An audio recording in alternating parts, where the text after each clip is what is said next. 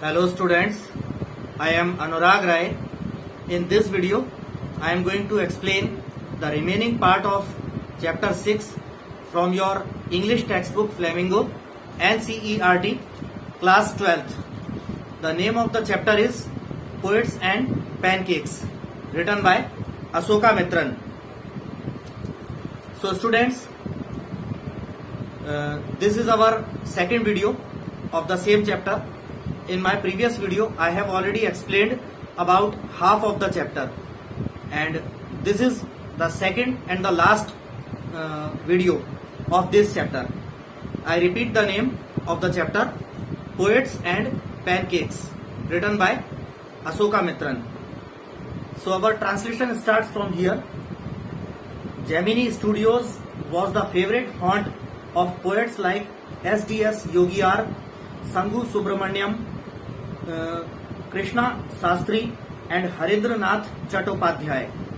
तो कह रहे हैं जेमिनी स्टूडियोज जो है वो एस.डी.एस. योगियार, संगू सुब्रमण्यम, कृष्णा शास्त्री और हरेंद्र नाथ चट्टोपाध्याय इन जैसे वकीलों के लिए एक पसंदीदा अड्डा या ठिकाना था. It had an excellent mess which supplied good coffee at all times of the day and for most part of the night. Gemini Studios में एक बहुत ही उत्कृष्ट क्वालिटी की मैस भोजनालय था जो कि दिन के हर समय और रात के भी ज्यादातर समय अच्छी कॉफी जहां मिलती थी. Those were the days when Congress rule meant prohibition and meeting over a cup of coffee was rather satisfying entertainment. लेखक कह रहा है कि ये वो दिन थे जब कांग्रेस पार्टी के शासन का मतलब होता था प्रोहिबिशन, मतलब निषेध या मनाही या रोक. कांग्रेस पार्टी ने उस जमाने में कई प्रकार की चीजों पे कई प्रकार के बैन लगा रखे थे. तो लेखक कहता है कि ये उन दिनों का समय था जब कांग्रेस के शासन का मतलब होता था कि किसी प्रकार की रोक या मनाही, और एक कप कॉफी पर कॉफी लेकर आराम से कॉफी पीते हुए मीटिंग करना थोड़ा संतुष्टि प्रदान करने वाला मनोरंजन हुआ करता था. Barring the office boys and a couple of clerks, everybody else at the studios radiated leisure, a prerequisite for poetry. तो ऑफिस बॉयज और कुछ एक दो क्लर्क्स लिपिकों को छोड़कर बाकी जेमिनी स्टूडियोज में हर कोई आराम की किरणें फैलाता था जो कि पोएट्री के लिए सबसे पहले आवश्यक होती है. आगे लेखक कह रहा है most of them wore khadi and worshipped Gandhi ji, but beyond that they had not the faintest appreciation for political thought of any kind. लेखक कह रहा है उनमें से ज्यादातर लोग खादी के वस्त्र पहना करते थे और गांधी जी की पूजा किया करते थे, लेकिन इससे परे उन लोगों में किसी भी प्रकार की राजनीतिक विचारधारा के लिए, किसी भी प्रकार के राजनीतिक ख्यालों के लिए जरा सी भी क्षीण से क्षीण प्रशंसा या सराहना भी उन लोगों के पास नहीं थी. आगे लेखक कहता है naturally they were all averse to the term communism. स्वाभाविक रूप से, प्राकृतिक रूप से वे लोग जो कम्युनिज्म जो टर्म होती है, एक शब्द होता है कम्युनिज्म, उससे ये लोग बिल्कुल विपरीत थे स्वाभाविक रूप से. A communist was a godless man. He had no filial or conjugal love. He had no compunction about killing his own parents or his children. He was always out to cause and spread unrest and violence among innocent and ignorant people. तो कह रहे हैं, लेखक कह रहा है कि communist वो आदमी होता था और होता है भी, लेकिन लेखक पास्ट में लिख रहा है कि कम्युनिस्ट वो आदमी होता था जो कि गॉडलेस, भगवान को, ईश्वर को नहीं मानता था. आज भी ये कम्युनिस्ट लोग जो होते हैं वो ईश्वर को नहीं मानते, नास्तिक लोग होते हैं. तो लेखक कह रहा है कम्युनिस्ट वो होता है जो ईश्वर को नहीं मानता और उसमें किसी भी प्रकार की संतानीय यानी संतान के प्रति होने वाली, बच्चों के प्रति होने वाली और वैवाहिक प्रेम नहीं होता। कम्युनिस्ट लोगों में किसी भी प्रकार का संतान के प्रति या विवाह के प्रति वैवाहिक प्रेम नहीं होता और उनमें कम्युनिस्ट लोगों में अपने खुद के माता पिता या बच्चों का कत्ल कर देने पर भी कोई मलाल या कोई अफसोस नहीं होता। कम्युनिस्ट जो है वो हमेशा जो है मासूम और अनजान लोगों के बीच जो है अशांति फैलाता है। लेखक के अनुसार ऐसा लेखक लिख रहा है कि कम्युनिस्ट जो है वो हमेशा अशांति और अहिंसा फैलाता है मासूम और अनजान लोगों के बीच। आगे लेखक कह रहा है सच notions which prevailed everywhere else in South India at that time also naturally floated about vaguely among the khadi-clad poets of Gemini Studios। लेखक कह रहा है कि ऐसे विचार जो कि उस समय भी दक्षिण भारत में हर जगह फैले हुए थे, व्याप्त थे। ऐसे विचार जो कि उस समय भी दक्षिण भारत में हर जगह व्याप्त थे, वो स्वाभाविक रूप से जेमिनी स्टूडियोज के इन खादीधारी कवियों के बीच भी जो है अस्पष्ट रूप से तैरते थे। ऐसे विचार उन लोगों के बीच भी अस्पष्ट रूप से तैरते थे। Evidence of it was soon fourth coming. इसका प्रमाण जल्दी ही आगामी आने वाला था। When Frank Buchmann's moral rearmament army, some 200 strong, visited Madras sometime in 1952, they could not have found a warmer host in India than the Gemini Studios। लेखक कह रहा है कि जब फ्रेंच बुचमैन की मोरल रीआर्मामेंट आर्मी कुछ लगभग 200 हट्टे कट्टे लोगों की पहली बार मद्रास में 1952 में आई, तो उन्हें जेमिनी स्टूडियोज से ज्यादा अच्छा मेजबान और कोई नहीं मिला। उन्हें जो सबसे अच्छा मेजबान मिल सकता था वो जेमिनी स्टूडियोज मिला। जेमिनी स्टूडियोज से अच्छा मेजबान फ्रैंक बुचमैन की मोरल रीआर्मामेंट आर्मी को और कोई नहीं मिल सकता था। क्या? जेमिनी स्टूडियोज से अच्छा मेजबान। अब ये फ्रैंक बुचमैन्स मोरल रीआर्मामेंट आर्मी क्या है? फ्रैंक बुचमैन जो है वो एक अमेरिकी व्यक्ति था और मोरल रीआर्मामेंट आर्मी ये एक अंतर्राष्ट्रीय जो है मोरल और स्पिरिचुअल मूवमेंट था। एक अंतर्राष्ट्रीय नैतिक और आध्यात्मिक आंदोलन था जिसका नाम दिया गया मोरल रीआर्मामेंट। ठीक है, मोरल रीआर्मामेंट ये क्या था? अंतर्राष्ट्रीय नैतिक और आध्यात्मिक आंदोलन था। किसके प्रति? कम्युनिज्म के प्रति, उसके खिलाफ, सॉरी प्रति नहीं, उसके खिलाफ, कम्युनिज्म के खिलाफ जो है ये एक नैतिक और आध्यात्मिक आंदोलन था जिसे नाम दिया गया था मोरल रीआर्मामेंट। फ्रैंक बुचमैन ने इसकी शुरुआत की थी। आगे करें, someone called the group an international circus. किसी ने उनके इस समूह को, फ्रैंक बुचमैन के मोरल रीआर्मामेंट आर्मी को, उनके इस समूह को अंतर्राष्ट्रीय सर्कस कहकर पुकारा। They weren't very good on the trapeze and their acquaintance with animals was only at the dinner table, but they presented to place in a most professional manner. तो लेखक कह रहा है कि वो वास्तविकता में कोई सर्कस वाले नहीं थे। वे लोग कलाबाजी वाले झूलों पर अच्छे नहीं थे। वो सर्कस के कोई कलाबाजी वाले झूलों पे नहीं झूलते थे, उन पे वो अच्छे नहीं थे। और ना ही सर्कस में कोई जानवरों के करतब दिखाते थे। जानवरों से उनका जो एकमात्र जो जान पहचान थी वो डिनर टेबल पर थी। इसका मतलब है कि जानवरों को था वो मटन, चिकन, बीफ आदि, तमाम सारा बीफ, पोर्क, मटन, चिकन आदि, ये तो वो मांस खाया करते थे। तो जानवरों से तो उनकी जान पहचान कोई सर्कस वर्कस में नहीं थी, वो तो डिनर की टेबल पर थी क्योंकि वो जानवरों का मांस खाया करते थे। आगे लेखक कहता है कि लेकिन उन्होंने 2 नाटक जो कि स्टेज पर मंच पे करके दिखाए जाते हैं, प्लेज, ड्रामा, नाटक, दो नाटक जो है उन्होंने सर्वाधिक पेशेवर तरीके से ढंग से प्रस्तुत किए। There Jotham Valley and the forgotten factor ran several shows in Madras, and along with the other citizens of the city, the Gemini family of 600 saw the plays over and over again. तो उनके जो moral rearmament army वाले थे Frank बुचमैन के, उनके जो दो नाटक थे, जोथम वैली और दूसरा द फॉरगॉटन फैक्टर, ये मद्रास में इनके कई सारे शोज चले और मद्रास में अन्य दूसरे नागरिकों के अलावा उनके साथ साथ जेमिनी स्टूडियो परिवार के भी 600 सदस्यों ने इन दोनों नाटकों को कई कई बार देखा।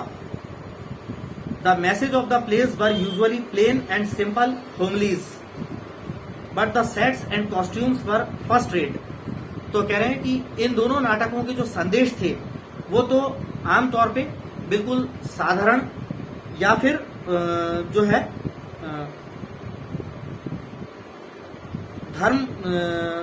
धर्म उपदेश या प्रवचन वाले थे। इस लाइन को मैं दोबारा पढ़ रहा हूं, मुझे ऐसा लगा कि मैं एक लाइन स्किप कर गया।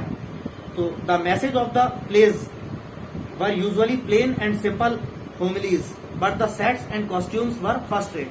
तो कह रहे हैं कि ये जो दोनों नाटक थे फ्रैंक बुचमैन की मोरल रीआर्मामेंट आर्मी वालों के, कौन कौन से नाटक, द जोथम वैली और द फॉरगॉटन फैक्टर, ये दोनों नाटकों के संदेश जो थे वो सामान्यतः आमतौर पर सिंपल साधारण होते थे और साधारण जो धर्म उपदेश होते हैं, धर्मों के उपदेश या प्रवचन वाले होते हैं, वैसे होते थे।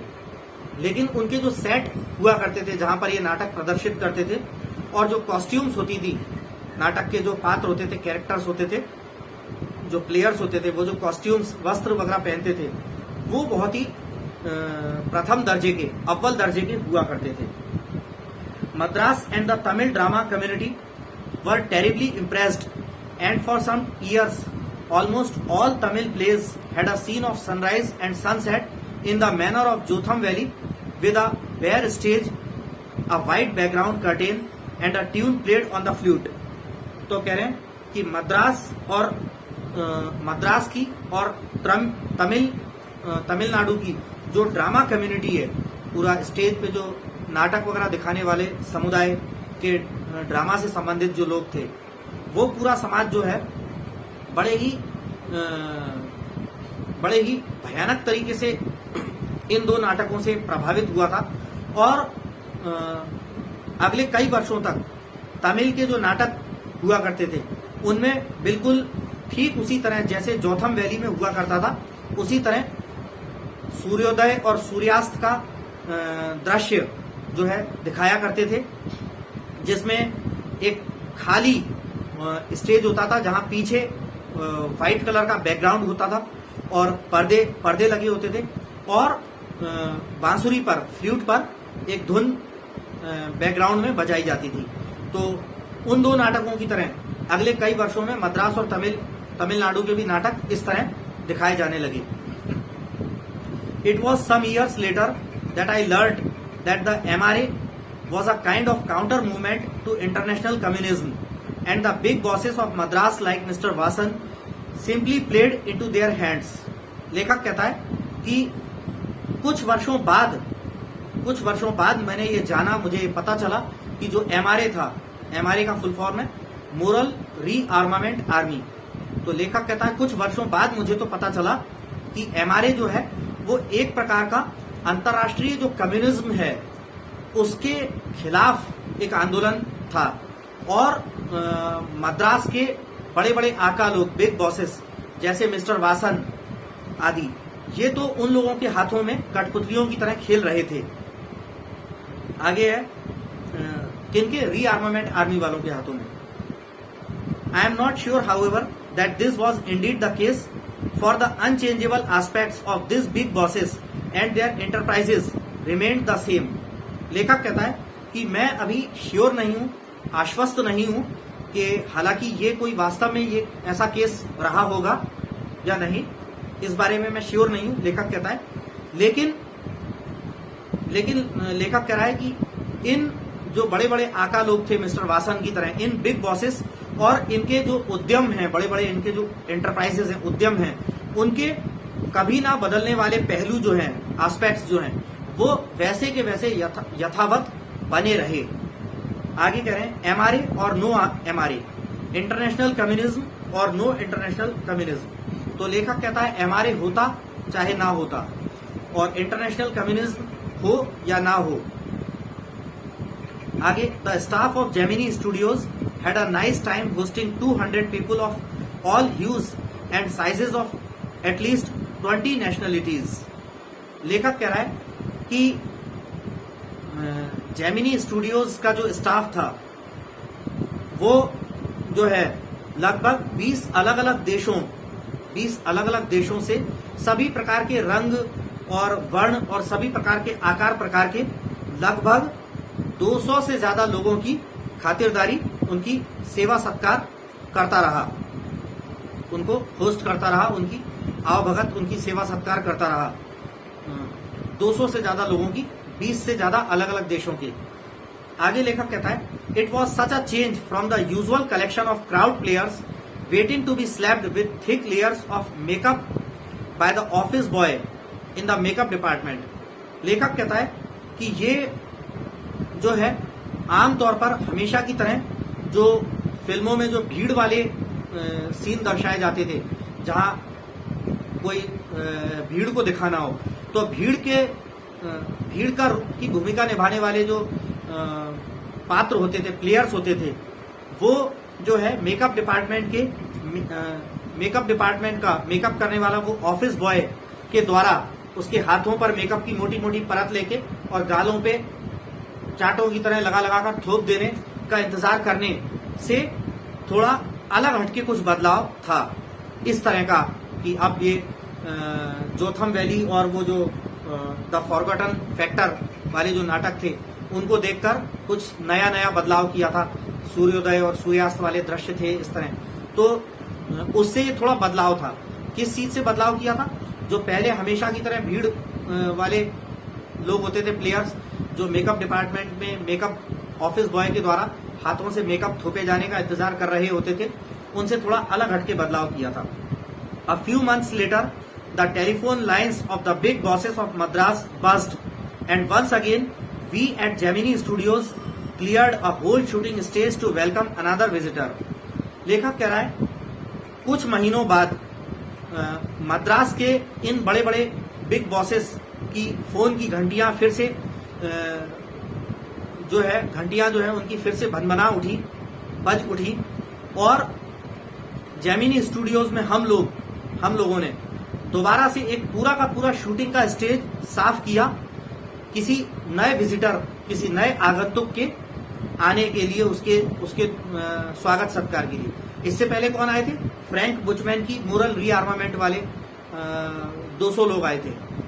तो लेखक कह रहा है कि कुछ महीनों बाद मद्रास के बिग बॉसेस की घंटियां फिर से घनघना उठी और हम जेमिनी स्टूडियोज के लोगों को फिर से कोई आगंतुक लोगों के लिए पूरा सा स्टेज फिर से खाली करके पूरा सा स्टेज अच्छी तरह साफ करना पड़ा।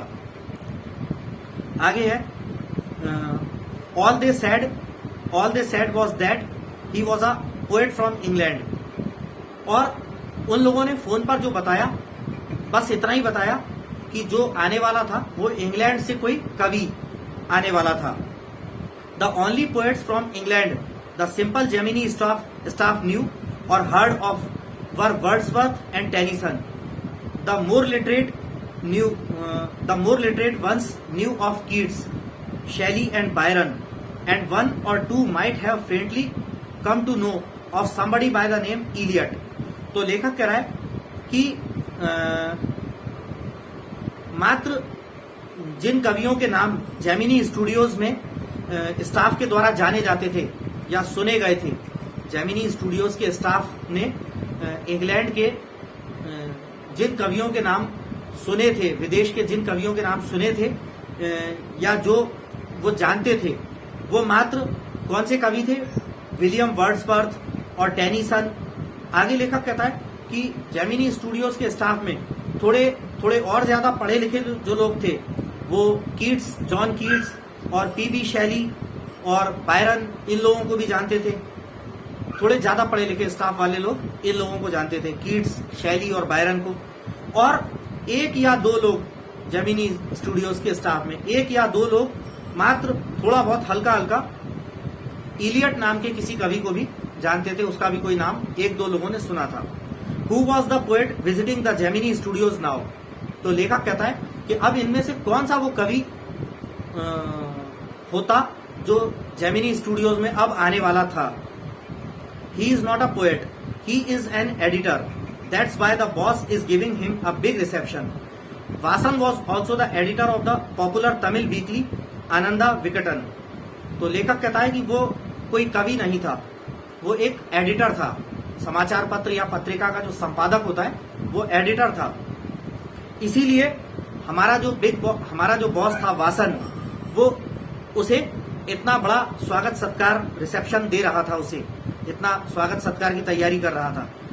लेखक कहता है कि हमारा बॉस वासन जो है वो एक तमिलनाडु में चलने वाला एक साप्ताहिक पत्रिका आनंदा विकटन, जो कि एक लोकप्रिय पत्रिका थी उस जमाने में, उसका एडिटर भी था हमारा boss Vasan. He wasn't the editor of any of the known names of British publications in Madras, that is those known at the Gemini Studios. लेखक कह रहा है कि हमारा मालिक वासन जो है वो मद्रास में किसी भी इंग्लैंड की छपने वाली समाचार पत्र या पत्रिकाओं के जो जाने माने नाम हुआ करते थे उनमें से किसी का एडिटर नहीं था हमारा मालिक वासन।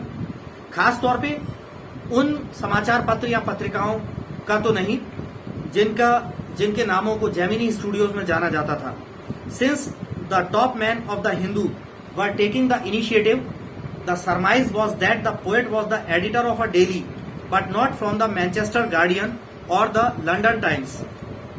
लेखक कह रहा है कि चूंकि द हिंदू नाम का एक अखबार और पत्रिका हुआ करती थी, उसके जो सबसे बड़े बड़े जो अधिकारी थे, लेखक कहता है द हिंदू नाम का जो प्रसिद्ध अखबार या पत्रिका थी, उसके जो सबसे प्रमुख अधिकारी लोग थे, बॉस लोग थे, वो जो है वो कुछ नई पहल शुरू कर रहे थे।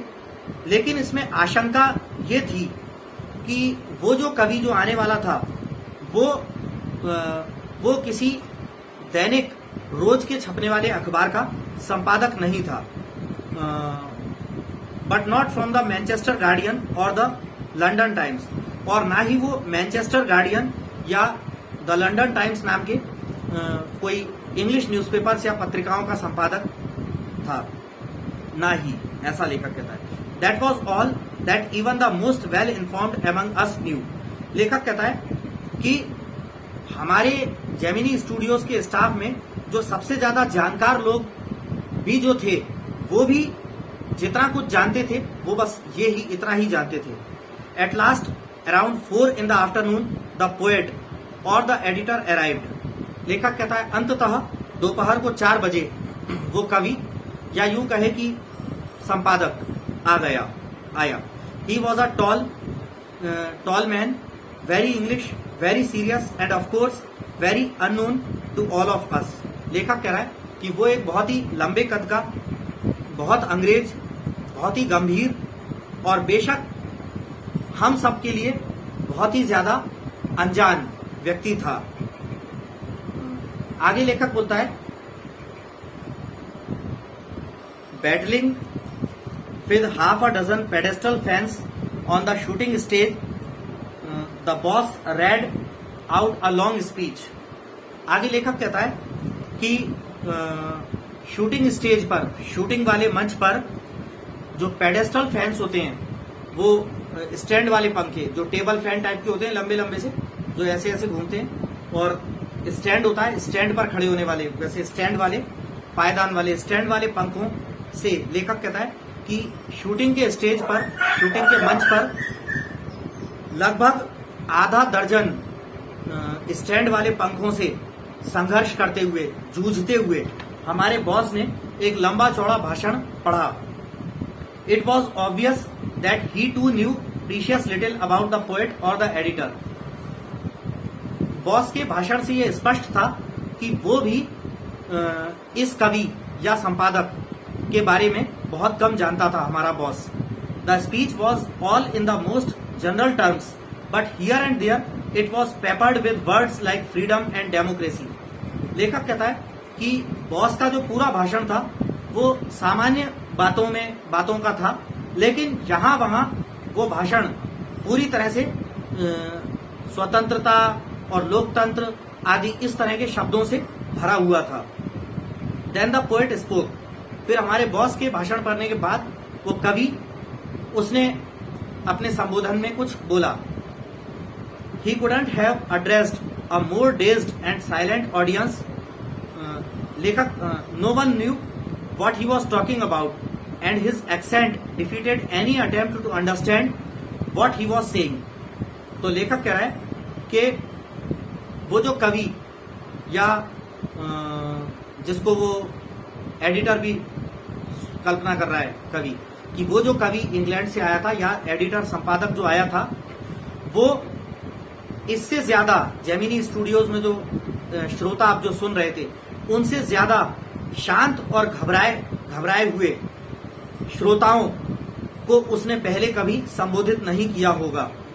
कोई भी ये नहीं जानता था, श्रोताओं में से, सुनने वालों में से कोई भी ये नहीं जानता था कि वो कवि या एडिटर जो इंग्लैंड से आया था वो अपने भाषण में जो बोल रहा है वो क्या बोल रहा है और किस बारे में बात कर रहा है, कोई भी ये नहीं जानता था।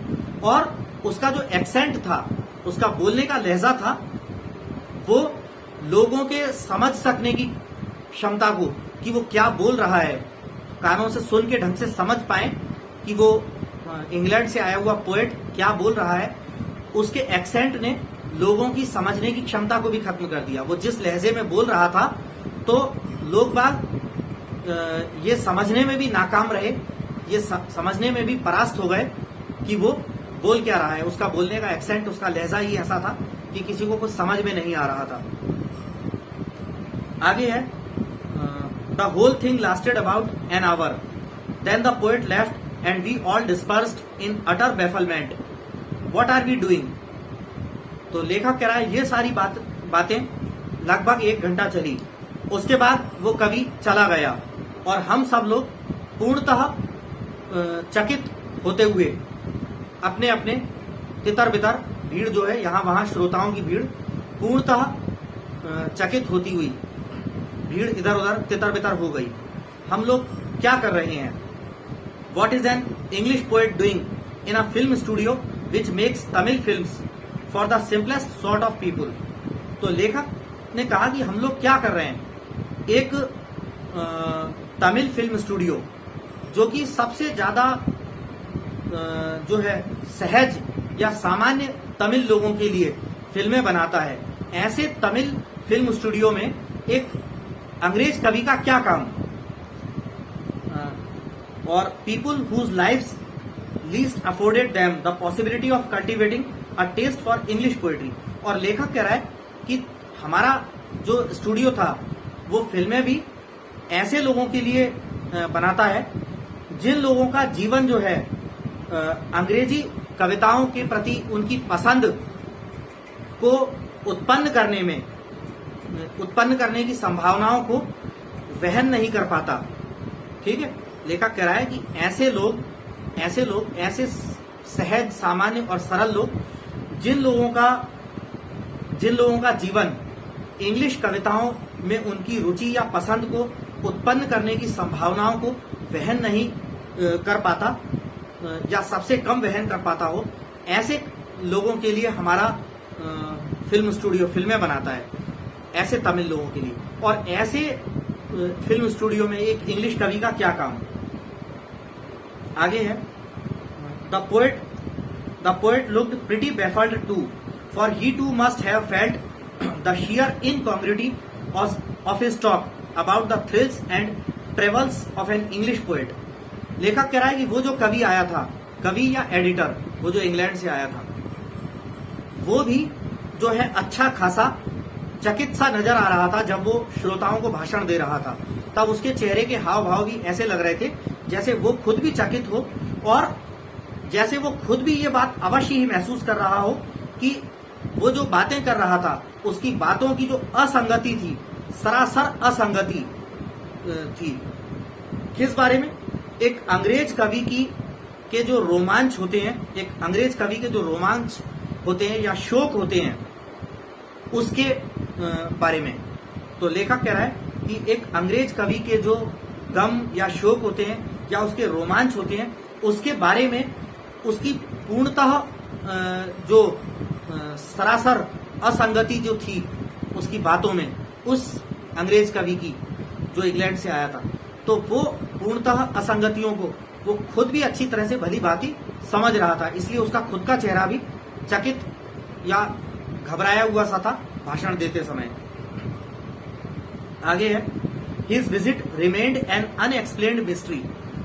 उस अंग्रेज कवि का आना, उसकी जो आगमन था, वो एक अनसुलझा रहस्य बना रहा। पता ही नहीं चला कि उसका आना, उसका आगमन जो हुआ था वो किस कारण से हुआ था। The great prose writers of the world may not admit it, but my conviction grows stronger day after day that prose writing is not and can not be true pursuit of a genius. तो लेखक कह रहा है कि इस दुनिया के जो है प्रोज लेखक जो होते हैं, कहानियां आदि लिखने वाले जो कवि होते हैं, तो जो कहानियां यानी जिनको हिंदी में प्रोज, जिसको हिंदी में हम गद्य कहते हैं, और पोएट्री जिसको हम हिंदी में पद्य कहते हैं। तो लेखक कह रहा है कि दुनिया के बड़े बड़े महानतम गद्य लेखक भी जो होते हैं वो शायद इस बात को स्वीकार ना करें, लेकिन मेरा जो कन्विक्शन यानी मेरा जो दृढ़ विश्वास था वो दिन प्रतिदिन पक्का होता चला गया कि गद्य लेखन जो है, प्रोज राइटिंग जो है, वो जो है एक सच्चे जीनियस का, एक जीनियस व्यक्ति का असली काम नहीं होता है और ना ही हो सकता है। गद्य लेखन किसी श्रेष्ठ बौद्धिक क्षमता वाले व्यक्ति का काम नहीं होता और नहीं हो सकता है। ये ऐसा मेरा दृढ़ विश्वास है, दृढ़ मानना है, ऐसा लेखक कहता है। आगे है, it is for the patient, resistant, persevering drudge with a heart so shrunken that nobody can break it. Rejection slips don't mean a thing to him. He at once sets about making a fresh copy of the long prose piece and sends it on to another editor, enclosing postage for the return of the manuscript. तो लेखक कह रहा है कि pros writing जो है, गद्य लेखन तो जो है वो तो होता है धैर्यवान, दृढ़ और लगातार परिश्रम से काम करने वाले लोगों के लिए, एक ऐसे दिल वाले लोगों के लिए जिनका हृदय इतना सिकुड़ा हुआ हो कि जिसे तोड़ा नहीं जा सकता। ऐसे लोगों के लिए दृढ़ता से मेहनत करने वाले धैर्यवान लोग, संकुचित या सिकुड़े हुए दिल वाले लोग जिनके दिलों को तोड़ा नहीं जा सकता, ऐसे लोगों का काम प्रोज राइटिंग का, गद्य लेखन का होता है, लेखक कहता है कि मेरे अनुसार। और कहता है कि ऐसे लोगों के लिए ठुकरा दिए जाने की पर्ची कोई मायने नहीं रखती। मतलब लेखक क्या है कि जो अपनी पोएट्री वगैरह लिखते हैं, पोएट्री या प्रोज लिखते हैं, तो उसकी कोई कॉपी, उसकी जो मैन्यूस्क्रिप्ट है, हाथ से लिखी हुई पांडुलिपि, हस्तलिपि, वो समाचार पत्र पत्रिकाओं के संपादकों को भेजते रहते हैं। हो सकता है उनमें से किसी को पसंद आ जाए तो अपनी बुक में, अपने न्यूज़पेपर में, अपने पत्रिका में उनका वो छापे, तो उनको भी उससे कुछ इनकम हो, तो भेजते रहते हैं। और अगर किसी एडिटर वगैरह को पसंद नहीं आती, किसी पब्लिशर को पसंद नहीं आती, तो रिजेक्ट कर देता है। तो वहां लेखक रिजेक्शन वाली बात को बोल रहा है कि ऐसे लोग, ऐसे जो धैर्यवान लेखक होते हैं, दृढ़ निश्चयी, लगातार मेहनत करने वाले, पक्के दिल वाले, जिनके दिल को तोड़ा नहीं जा सकता, ऐसे लोगों के लिए ठुकरा दिए जाने वाली पर्ची कोई मायने नहीं रखती। वो तुरंत ही, अगर उनकी पर्ची, उनका एक जगह कहीं उनकी गद्य लेखन छापने से ठुकरा दिया गया है, तो तुरंत ही दूसरी गद्य की प्रति लिख के, दोबारा से दूसरी कोई प्रोज राइटिंग लिख करके और किसी दूसरे एडिटर को लिफाफे वगैरह में रख के सेंड कर सकते हैं, और उसमें डाक शुल्क आदि भी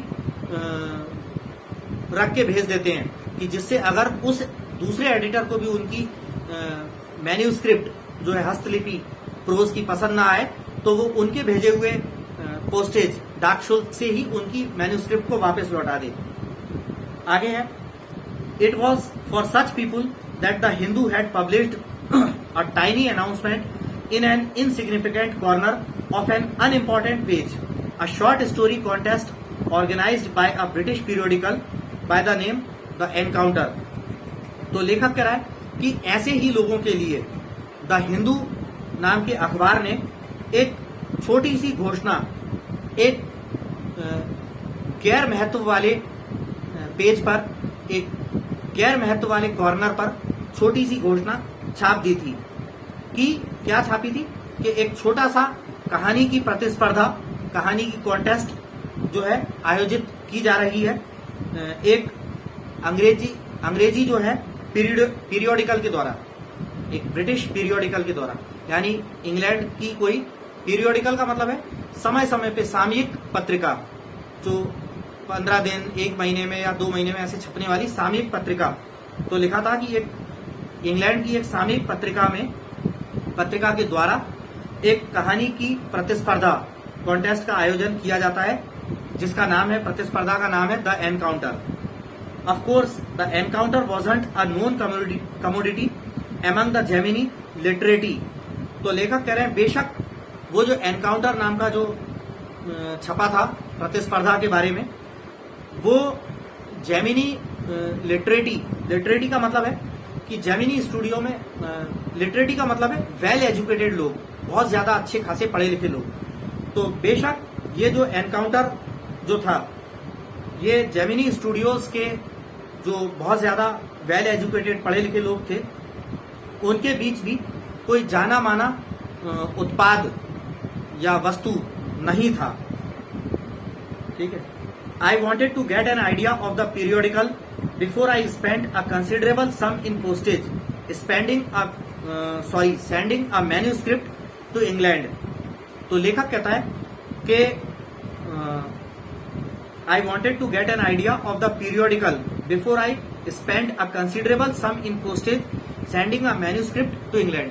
तो लेखक कह रहा है कि एक अपनी मैन्यूस्क्रिप्ट, यानी लेखक जो लिखते हैं तो उनसे, उनके हाथ से लिखी हुई जो हस्तलिपि है, तो लेखक कह रहा है कि मैं अपनी एक हस्तलिपि इंग्लैंड भेजने के लिए डाक शुल्क पर अच्छा खासा पैसा खर्च करता, इससे पहले मैं वो जो इंग्लैंड की जो पीरियोडिकल थी, समसामयिक पत्रिका जिसका नाम था द एनकाउंटर, उस इंग्लैंड की जो पीरियोडिकल थी समसामयिक पत्रिका, तो उसके बारे में मैं जान लेना चाहता था। अपनी मैन्यूस्क्रिप्ट इंग्लैंड भेजने पर डाक शुल्क पर अच्छा खासा पैसा खर्च करने से पहले मैं उस पीरियोडिकल के बारे में जानना चाहता था। In those days the British Council library had an entrance with no long winded sign boards and notices to make you feel you are sneaking into a forbidden area. तो लेखक कह रहा है उन दिनों में ब्रिटिश परिषद की लाइब्रेरी का जो एंट्रेंस, प्रवेश द्वार हुआ करता था, उसमें कोई बड़े बड़े और मुड़े हुए कोई संकेत के बोर्ड या नोटिस आदि नहीं हुआ करते थे, आपको ये ऐसा महसूस कराने के लिए कि आप किसी निषेध किए गए, मनाही किए गए एरिया में आप चुपके चाप से घूम फिर रहे हो, ऐसा दिखाने वाले, आपको ऐसा महसूस कराने वाले उन दिनों में कोई संकेत बोर्ड या नोटिस आदि नहीं हुआ करते थे। And there were copies of the Encounter lying about in various degrees of freshness almost untouched by readers. और लेखक कह रहा है कि और जो वो ब्रिटिश पीरियोडिकल, अंग्रेजी सामयिक जो पत्रिका थी, जो समय समय पे छपने वाली पत्रिका थी, द एनकाउंटर नाम से, उसकी प्रतियां अच्छी खासी जो है, बिल्कुल ताजा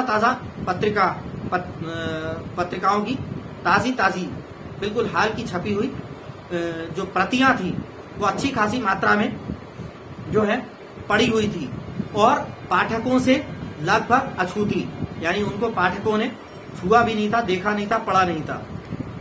When I read the editor's name, I heard a bell ringing in my shrunken heart।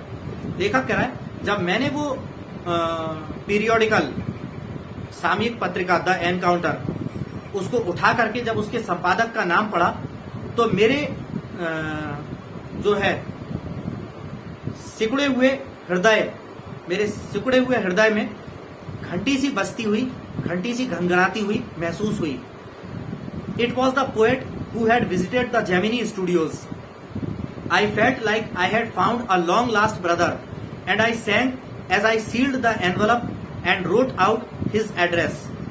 लेखक कह रहा है कि उस पत्रिका में जो थी द एनकाउंटर, जहां पे लेखक अपनी मैन्यूस्क्रिप्ट पांडुलिपि भेजना चाहता था, डाक से इंग्लैंड भेजना चाहता था, उसके जब एडिटर का नाम उसने पढ़ा तो उसने लेखक ने जाना कि ये तो वही कवि था जो अभी हम कुछ देर पहले पढ़ रहे थे कि जो आया था इंग्लैंड से, एक कवि आया था जेमिनी स्टूडियोज में और उसने क्या भाषण दिया किसी को कुछ समझ में नहीं आया था, अभी हम थोड़ी देर पहले पढ़ रहे थे। तो लेखक ने जब उस पीरियोडिकल, ब्रिटिश पीरियोडिकल, अंग्रेजी पत्रिका, सामयिक पत्रिका द एनकाउंटर के संपादक का नाम पढ़ा तो उसके दिल में घंटी सी बज उठी, क्योंकि ये वही कवि था जो जेमिनी स्टूडियोज में आया था और इसका नाम जानकर लेखक को ऐसा महसूस हुआ जैसे उसका कोई मेले में बहुत पुराना बिछड़ा हुआ भाई मिल गया हो, ऐसा लेखक को महसूस हुआ। और जब लेखक ने अपनी मैन्यूस्क्रिप्ट, अपनी हस्तलिपि लिफाफे के अंदर रखी और लिफाफे को चिपकाया और उस पर उस एडिटर का, उस पोएट का एड्रेस वगैरह लिखा भेजने के लिए, डाक का पोस्टल एड्रेस जब लिखा, तो ये करते करते लेखक लगभग खुशी के मारे गा उठा। आगे लेखक बोलता है कि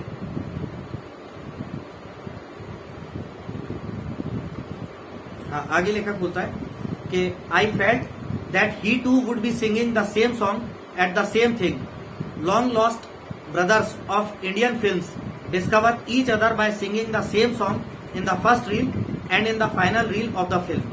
तो लेखक कह रहा है कि मुझे ऐसा महसूस हुआ कि शायद वो भी यही गाना जो मैं अभी गा रहा हूं, शायद वो भी यही गाना अभी इसी समय वो भी कहीं गा रहा होगा। क्योंकि भारतीय फिल्मों में आमतौर पे क्या होता है, भारतीय फिल्मों में जब दो भाई बिछड़ जाते हैं तो बिछड़ने से पहले वो फिल्म के पर्दे पर पहले दृश्यों में जो दोनों भाई एक साथ एक ही गाना गा रहे होते थे, वो बाद में फिल्म के आखिरी दृश्यों में, आखिरी रील में मिलते समय भी एक साथ एक ही समय पर वही गाना गा रहे होते थे। तो उसी गाने से वो एक दूसरे को पहचान जाते थे और मिल लेते थे।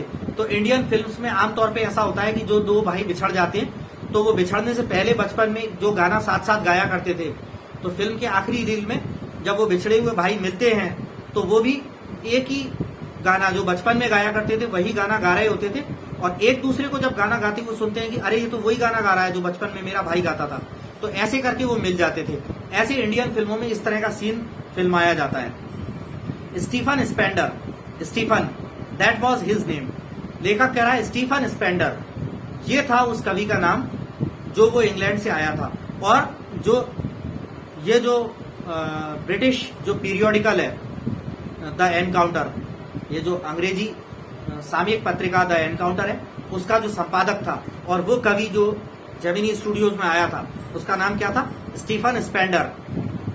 And years later when I was out of Gemini Studios and I had much time but not much money. Anything at a reduced price attracted my attention. लेखक कह रहा है और कई वर्षों बाद जब मैं फिर जेमिनी स्टूडियोज से निकल गया, जब मैं जेमिनी स्टूडियोज में काम नहीं करता था, वहां से निकल गया, तो मेरे पास टाइम तो भरपूर होता था लेकिन पैसा भरपूर नहीं होता था और कोई भी चीज कम कीमत वाली, सस्ती कीमत वाली, घटी हुई कीमत वाली कोई भी चीज मेरा ध्यान आकर्षित करती थी। क्योंकि जब लोगों के पास ज्यादा पैसा नहीं होता तो वो सस्ती चीजों की तरफ ही उनका ध्यान आकर्षित होता है। आगे कह रहे हैं, लेखक कह रहा है on the footpath in front of the Madras Mount Road post office there was a pile of brand new books for 50 paise each. तो लेखक कह रहा है कि मद्रास माउंट रोड पोस्ट ऑफिस के सामने वाले फुटपाथ पर जो है बिल्कुल एकदम नई वो किताबों का ढेर लगा हुआ था और प्रत्येक हर एक किताब 50 पैसे की थी, 8 आने की 50 पैसे की थी, क्योंकि उस जमाने में 10 पैसे 20 पैसे 50 पैसे ऐसे चलते थे और बहुत सस्ते का जमाना था। आगे लेखक कहता है actually they were copies of the same book an elegant paperback of American origin. वास्तविकता में जो वो मद्रास माउंट रोड पोस्ट ऑफिस के सामने वाला जो पोस्ट ऑफिस सॉरी वो था, क्या कहते हैं जो होता है ना फुटपाथ, वो तो मद्रास का जो माउंट रोड पोस्ट ऑफिस के सामने वाला जो फुटपाथ था, उस फुटपाथ पर जो किताबों का ढेर उसने लेखक ने लगा हुआ देखा था, जो हर एक किताब 50 पैसे की थी, उसके बारे में लेखक कह रहा है कि एक्चुअली वो सारी किताबें जो थी वो एक ही किताब थी, अलग अलग किताबें नहीं थी, वो सारी की सारी प्रतियां एक ही किताब की थी और एक बहुत ही सुंदर paper back of American origin, American origin की, अमेरिका में जिसका उद्गम हुआ। और पेपर बैक का मतलब होता है कि जैसे मैं ये आपकी बुक रखा हुआ हूं अभी फ्लेमिंगो हाथ में, तो इसका ये जो फ्रंट कवर है ये कागज का बना हुआ है, तो पेपर बैक बुक वो होती है जिसका फ्रंट कवर और ये बैक कवर ये ऐसे कागज के बने हुए होते हैं। और आपने कुछ बुक्स देखी होंगी जिसमें कार्डबोर्ड के मोटे गत्ते के बने हुए होते हैं, आगे का ये वाला फ्रंट कवर और बैक कवर, तो लेकिन जिसमें ये कागज के बने होते हैं वो पेपर बैक वाले होते हैं। तो वैसी किताब थी, पेपर बैक का उस पे कागज के कवर चढ़ा हुआ था आगे और पीछे, और अमेरिका का की वो बुक थी, special low priced student edition in connection with the 50th anniversary of the Russian revolution. और वो है वो जो थी वो किताब जो है खास तौर पे special low priced student addition था, कि खास तौर पे छात्रों के लिए बनाया गया संस्करण था, कम कीमत वाला। और उसका संदर्भ किससे था? रशिया की जो क्रांति थी, रशियन रिवॉल्यूशन की 50वीं वर्षगांठ से संबंध था उस बुक का। मतलब रशियन रिवॉल्यूशन, रूसी क्रांति के 50वीं वर्षगांठ के उपलक्ष्य में उसके बारे में वो किताब थी। I paid 50 पैसे and picked up a copy of the book, The God That Failed। तो लेखक कह रहा है कि मैंने 50 पैसे का भुगतान किया और उस किताब की एक प्रति, अपनी मेरी वाली प्रति खरीद ली, ले ली। और उसका किताब का नाम क्या था? द गॉड दैट फेल्ड, वो ईश्वर जो नाकाम हो गया, ऐसा नाम का हिंदी अर्थ बनता है, the god that failed. 6 eminent man of letters in 6 separate essays described their journeys into communism and their disillusioned return. तो लेखक कहता है कि उस किताब में 6 प्रख्यात लेखकों ने, यानी कि 6 अच्छे जाने माने लेखकों ने 6 अलग अलग एसेज में, निबंधों में अपनी कम्युनिज्म की यात्रा और उससे मोह भंग हुई वापसी के बारे में लिखा हुआ था। उस किताब में 6 बड़े जाने माने प्रख्यात कवियों द्वारा, लेखकों द्वारा उन 6 अलग अलग निबंधों में उन प्रख्यात लेखकों ने कम्युनिज्म की उनकी यात्रा और कम्युनिज्म से मोह भंग हुई उनकी वापसी के बारे में विस्तार से वर्णन किया था, लिखा था। और वे लेखक लोग कौन थे? 6 प्रख्यात लेखक: Andre Gide, Richard Wright, Ignazio Silone, Arthur Koestler, Louis Fischer and Stephen Spender. Stephen Spender, suddenly the book assumed tremendous significance. लेखक ने ये आखिरी नाम पढ़ा, स्टीफन स्पेंडर, तो ये तो वही कवि था जो जेमिनी स्टूडियोज में आया था, और जो वो ब्रिटिश पीरियोडिकल थी, अंग्रेजी सामयिक पत्रिका द एनकाउंटर, उसका एडिटर भी था यही स्टीफन स्पेंडर। तो इस नाम को अचानक से पढ़ते ही लेखक कहता है कि अचानक से ये बुक, इस किताब ने एक असाधारण महत्व ले लिया। Stephen Spender, the poet who had visited Gemini Studios. तो लेखक कहता है स्टीफन स्पेंडर तो वही कवि था जो जेमिनी स्टूडियोज में आया था। In a moment I felt a dark chamber of my mind lit up by a hazy illumination. लेखक कह रहा है कि एक ही पल में मैंने अपने मन के किसी अंधेरे कोने में जो है धुंधला सा अस्पष्ट सा प्रकाश या उजाला या रोशनी जगमगाहट महसूस करी। तो क्या कह रहा है लेखक कि एक ही पल में, जैसे ही स्टीफन स्पेंडर का नाम पड़ा, एक ही पल में मेरे मन के एक अंधेरे कोने में एक अस्पष्ट या धुंधला सा उजियारा या जगमगाहट या प्रकाश सा मैंने महसूस किया। The reaction to Stephen Spender at Gemini Studios was no longer a mystery. तो कह रहा है कि the reaction to Stephen Spender at Gemini Studios was no longer a mystery. तो अब लेखक कह रहा है कि जेमिनी स्टूडियोज में स्टीफन स्पेंडर के प्रति जो प्रतिक्रिया थी वो अब और रहस्य नहीं रह गई थी। The boss of the Gemini Studios may not have much to do with Spender's poetry but not with his god that failed.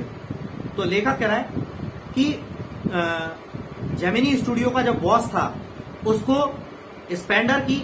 Stephen Spender की कविता से हो सकता है कि ज्यादा कुछ लेना देना ना हो, मगर उसकी किताब, कौन सी किताब, द गॉड दैट फेल्ड, उससे ज्यादा लेना देना ना हो, ऐसा नहीं था, ये लेखक कहता है। और यहां पर अगर हमारा चैप्टर खत्म होता है। So students, I would like to request you once again to subscribe my YouTube channel Anurag Rai English Tutor if you haven't subscribed it so far. Thanks.